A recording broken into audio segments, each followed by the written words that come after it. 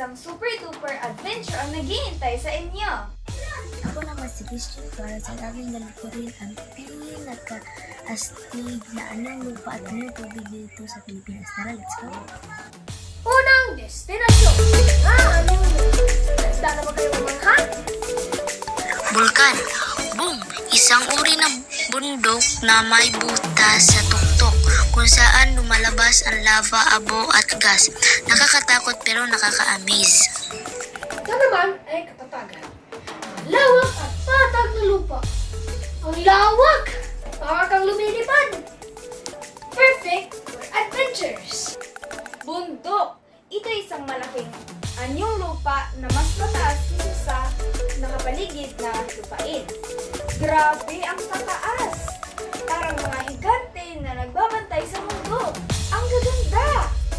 Ang talabas naman ay patag at mataas na lugar na may magandang tanawin. Burol. Mas mababa at hindi gaano matarik kaysa sa bundok.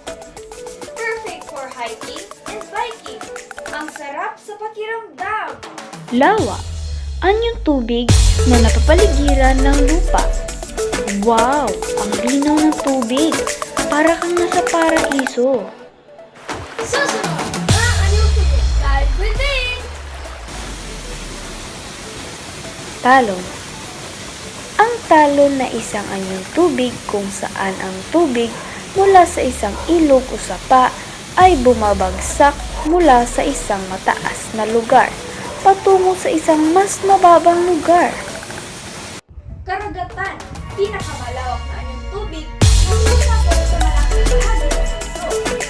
Ang dami ng puno dagat. Parang nasa ibang mundo.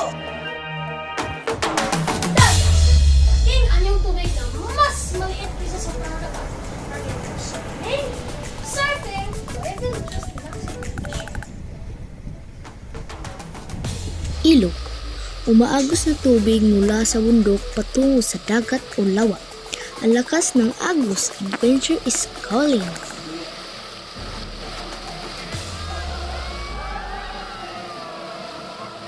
Thank you for watching. Mag-subscribe at mag-like.